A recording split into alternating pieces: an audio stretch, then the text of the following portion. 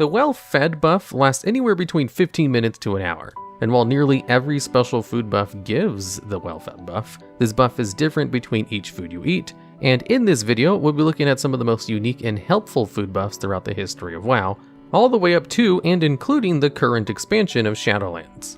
And at number 10, we have the Tricky Treat. These lily lollipops are added in the Burning Crusade and are only available during the Hollow's End holiday. They cannot be crafted or sold by players and are soulbound. Each Tricky Treat consumed increases movement speed by 20% for 4 seconds, and by 4% for 30 seconds afterwards, put it on this list because the speed buff has many, if quite niche, uses. While the speed boost does have a short duration, it can be quite helpful in tight spots, especially when leveling in earlier expansions, like for example if you need to run away from a pack of mobs because you somehow pulled too many at once, and you don't have a quick way of escape. Other uses could include farming old content like raids, dungeons, and quests, as people build speed sets just to run them faster even today. You could even see some people using them in PvP, such as when capturing a flag for an extra bit of speed. Players can obtain Tricky Treats from candy buckets, usually inside inns around the world, in addition to dailies and even the event boss, the Headless Horseman, which will get you plenty of them while you try for the Headless Horseman raids. Another benefit to this food is the effect does stack. However, you will get an upset tummy debuff if you eat too many, that even comes complete with an unsavory animation. The flavor text of the debuff reads, "The mere thought of eating any more Tricky Treats makes you ill." The poison debuff lasts for 15 minutes, during which time you can't eat any more Tricky Treats. You can get this debuff after eating at least 2 Tricky Treats in a row, and the chance to feel sick increases exponentially afterwards.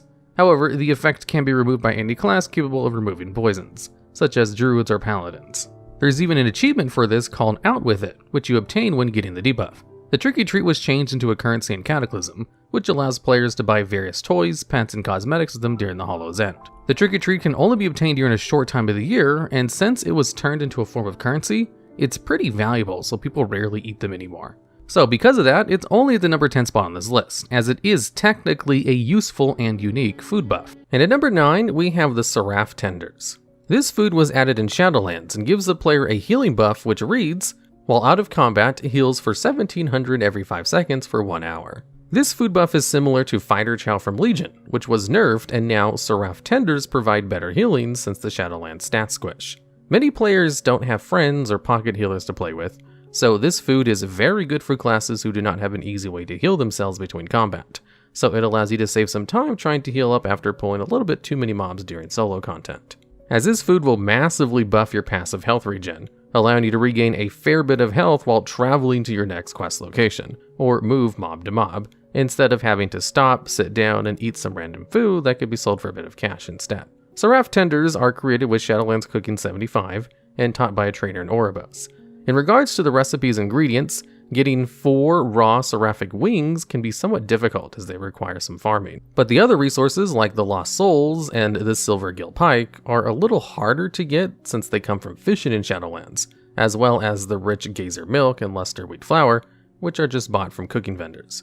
Additionally, there are fried Seraph Tenders that are even better, as they can be used in combat and give the buff after 10 seconds, and also restore mana, not giving any health if consumed while in combat though, and brought even more down by the fact you can only get 8 per character from a treasure, and they can only be used in the open world. But hey, if you want more, I'm sure there are some in the auction house. As the expansion furthers, this buff will become less and less useful as HP increases, since this food buff gives a static value and not a percentage of health. Because it has diminishing values, its lack of usefulness to some classes, and will probably be useless next expansion, it's only at a low spot on this list. And at number 8, we have Dirge's Kickin Chimaerok Chops. This is one of the best food buffs in vanilla. After eating this food, the players received a plus 25 stamina buff for 15 minutes. The food and its recipe is a quest reward from part of the Scepter of the Shifting Sands questline. This questline has a goblin in Tanaris that asks you to bring him the materials needed for his famous Chimaerok chops. The cooking recipe requires hot spices, goblin rocket fuel, deep rock salt, and Chimaerok tenderloins. Hot spices are an item sold by NPC vendors, goblin rocket fuel can only be crafted by engineers or bought in the auction house, deep rock salt can only be found in some earth elementals, and Chimaerok tenderloins can be found on the Isle of Dread, which was infamous for being useless outside of this questline and recipe. This plus 25 stamina was a very, very good food buff and was widely considered to be the best food in the game all the way until the middle of the Burning Crusade. This buff was especially useful for tank classes, and while agility was the best defensive stat to stack, tanks commonly wanted tons of stamina to increase their maximum health, and thus is the most desirable stat for tank survival. This buff gave the same amount of stamina as having an extra piece of stamina gear before the opening of AQ40. To better illustrate just how strong this buff is, it gives even more stamina stats than the epic ring from the Brood of Nozdormu from AQ40, which gives plus 24 stamina at Exalted Reputation. And at number 7, we have Smoked Desert Dumplings. This food is similar to Dirge's Kickin Chimaerok chops, and provides a plus 20 to strength for 15 minutes. This buff is great for classes who need strength and is widely considered to be one of the best buffs for warrior DPS in vanilla, and even into the Burning Crusade. The main benefits of this buff are mainly seen in raid and PvP, where player power can make the most difference. The entirety of the quest required to make the food takes place in Silthus, long before Sargeras got a little bit too pokey at the end of Legion.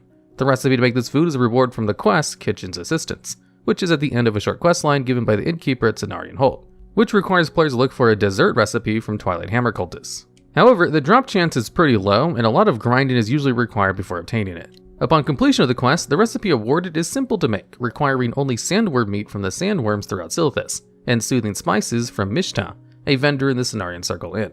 Because only a handful of classes would benefit from this buff, and the RNG and grind of the quest associated with it, this food buff is only at number 7. And at number 6, we have Fizzy Apple Cider and Darkmoon Firewater. Fizzy Apple Cider was added in Warlords of Draenor and drops from the Winter Vale Smoky Wood Pastures gift, which itself is a reward from the seasonal quest Treats for the Great Father Winter. This drink gives players the ability to gather resources more quickly for 30 minutes and restores 25% health. There are only 5 Fizzy Ciders in one Smoky Wood Pasture gift pack, and the quest can only be completed once a year per tune. However, they are account bound, meaning you can mail them to alts. The faster resource gathering buff is also very similar to that of the Darkmoon Firewater, but Darkmoon Firewater does not heal you. In addition, Darkmoon Firewater requires some patience, waiting to fish up 25 Darkmoon Dagger Balls from around the island, which are roughly a 50% drop chance per bite. Although if you are lazy and rich, you can just buy the needed fish off the auction house from someone with too much free time. These buffs are a must-have for trying to grind out mats and resources, and are to date some of the most useful items in the game, especially if you're farming old world mats that don't have glove enchants to reduce their gathering times. However, both of these drinks are only available for a limited time in game, during winter veils and whenever the Darkmoon Fair is up, so their scarcity and their lack of an effect on actual combat allows them to be a little bit more powerful than other kinds of food buffs that you can always have access to at all times. And at number 5, we have Blackened Worg Steak. The recipe for this food was added in Wrath and can be obtained in Dalaran from cooking vendors. The recipe requires 1 Worg Haunch, which can be obtained from any Worg in Northrend, and 1 Northern Spice, which can be obtained from the Dalaran cooking vendors through a daily quest or purchase from them. Upon eating the food, players will receive the Well-Fed buff that makes you able to track humanoids for 1 hour, which is pretty niche in its usefulness. However, it is extremely overpowered in Battlegrounds and in War Mode, since it allows every player to track players from the opposite faction. All players in the game are humanoids, and so the buff allows players to see all other players. However, it can be negated with an Elixir of Camouflage. Granted, the Elixir cannot be used at the same time if other Elixirs are active, but still can be somewhat useful when trying to sneak through Ironforge or Orgrimmar without the possibility of a hunter or someone with this food buff detecting you. And at number 4, we have 2 items, the Slow Smoked Turkey and the Congealed Cranberry Chutney. These foods were added in Warlords of Draenor and may be randomly found inside the Pilgrim's Bounty goodie bag, which is a quest reward for completing the 5 Pilgrim's Bounty daily quests during the holiday. These foods provided buffs that are better than other Pilgrim's Bounty food buffs because they increase stats for 2 abilities. When originally introduced, the Slow Smoked Turkey increased the player's attack power and stamina for 1 hour. The Congealed Cranberry Chutney provide the same buff but with spell power instead of attack power. The reason these buffs were so powerful is because it was percentage based, meaning it scaled with the player's level and gear. For example, during Wrath of the Lich King, this food buff provided by the Cranberry Chutney was actually even better than current Wrath buffs, which could be obtained by cooking. Specifically, Cranberry Chutney's buff gave players 47 spell power and 40 stamina, putting it a hair above the Northern Spice's spell power food, Firecracker Salmon. Unfortunately, Blizzard removed the well-fed buff from these foods during Warlords of Draenor because they were a little bit too overpowered. And at number 3, we have 3 items, Kibler's Bits, Sporeling Snack, and Spiced Mammoth Treats. The reason why this spot has 3 food buffs is because they all basically do the same thing by providing a unique buff to your pet, with Kibler's Bits giving a buff to Strength and Spirit, Sporeling Snack giving Stamina and Spirit, and the Spiced Mammoth Treats buffing the Strength and Stamina of your pet. Most of these treats not only apply to a hunter's pet, but also to a mage's water elemental, warlock's demons, and DK's ghouls, among other things. First, let's go over Kibler's bits. This food was added in the Burning Crusade, and the recipe can be obtained from the Rock's daily cooking quest in Lower City Shattrath. This buff is unique because it increased the strength and stamina of a pet by 20 and lasted for 1 hour. The food is very easy to make, requiring only buzzard meat to create. However, the drop chance for the recipe was only 8% from a crate of meat obtained from the daily cooking quests. Also, an interesting Easter egg, Kibler's Bits is a direct reference to Kibbles and Bits, a brand of dog food. Next is Sporeling Snack, also added in the Burning Crusade and is very similar to Kibler's Bits, but instead would increase the stamina and spirit of a pet for 1 hour. The recipe can be obtained from the Sporeguard Quartermaster for 2 glow caps and requires Exalted Reputation with the Sporeguard or purchase. The Sporeguard reputation is somewhat infamous in its grind, as the only way to get Exalted is to do tons of turn-ins and dailies. Although they did make it much better years later on with the Glowcap Festal Micro Holiday, which was introduced in 7.1.5, and happens every year in May. And like the Kibler's Bites, it's pretty easy to make. You just need the strange spores, which drops from various mobs in the Zengarmarsh zone. Finally, spiced Mammoth treats in Wrath of the Lich King, and the recipe for this could be obtained from the cooking trainers in Dalaran for 3 Epicurean rewards. Epicurean awards can be obtained from cooking dailies in both Northrend Dalaran and the capital cities post-Cataclysm. The recipe called for 1 Chuckle Mammoth meat, which can be obtained from just hunting mammoths, and 1 Northern Sprice, which can be obtained from the Dalaran food vendors for 1 Epicurean awards each, or through a daily quest inside a spice bag. Eating this food would give your pet a buff of plus 30 to their strength and stamina. With the launch of Cataclysm, these buffs and effects were removed and changed. Blizzard felt people shouldn't have to use so many consumables to be raid ready and thought having a food buff for your pet was excessive. While the Sporeling Snack was removed from the game entirely, Kibler's Bits and Mammoth treats were kept, but they were changed. For Kibler's Bits, it was changed to increase in happiness and size of your pet, and the buff duration was lowered to 20 minutes from 1 hour. Blizzard then removed happiness mechanic only a patch later in 4.1, meaning it just increased the size of the pet now. And the Spiced Mammoth treats now only heal a pet over 10 seconds.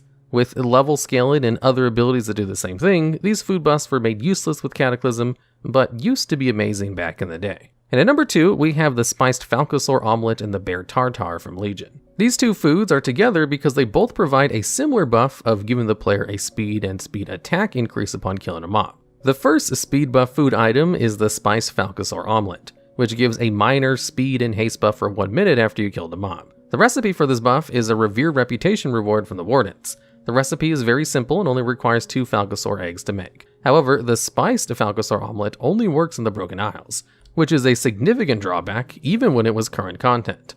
Next is the Bear Tartare. Bear Tartare was an amazing buff because it gave you an increased movement speed of 70% after killing any mob. This recipe could be obtained from Nami and Dalaran, but Nami is an infamously poor cook, and the whole Legion cooking system with the recipe tiers and RNG was just bad in general. The ingredients that are needed are 5 fatty bear steak and 1 river onion. Fatty bear steak can drop off of any bear in the Broken Isles and can also be obtained as rewards from world quests. River onions are sold by cooking vendors around the Broken Isles. The speed buff Bear Tartare provided meant it was great for running old content, where you could just steamroll through everything and essentially have a constant speed buff. In fact, it was so overpowered, Blizzard nerfed it in BFA so people couldn't farm raw gold in old raids and dungeons as effectively, and now it only grants 250 speed at level 50 and decreases at higher levels. And at number 1, we have the Fried Bonefish.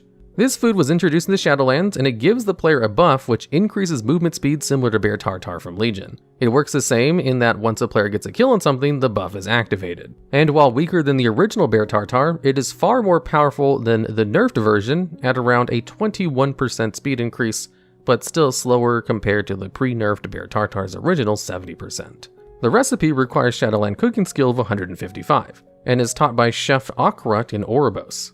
The ingredients required for the recipe include a lot of fish from Shadowlands fishing, 6 creeping crawler meat, and a handful of Shadowland cooking ingredients. However, 3 fried bonefish are created at a time, so the number of items needed isn't too bad, especially since Lost Souls and Pocket Bonefish can be easily obtained through fishing in Shadowlands, and Melody of Transplantar spices, inconceivably aged vinegar, and Lust wheat flour can be obtained from any Shadowlands cooking vendor. The real trouble with this recipe comes from farming the creepy crawly meat, which has a small chance to drop from a handful of mobs and is still quite expensive on the auction house. As mentioned with the bear tartare, this food buff is so powerful because it allows for max level players to quite literally breeze through old raids or dungeons. Since you can one-shot everything, the buff can constantly be replenished, giving a near constant 21% speed increase. This speed buff is so useful, Blizzard re-added it after the community's outcry when they removed the bear tartare in BFA. Seeing as this is the only second iteration of the food speed buff, Blizzard is likely experimenting with the stats on it. This food buff will probably continue to evolve over time, and in future expansions, we are likely to see an ever-growing speed buff to maybe even eventually reaching the 70% that bear tartare originally had. And just a quick little aside at the end of this video, I have a Hearthstone channel now. Go check it out if you like Hearthstone.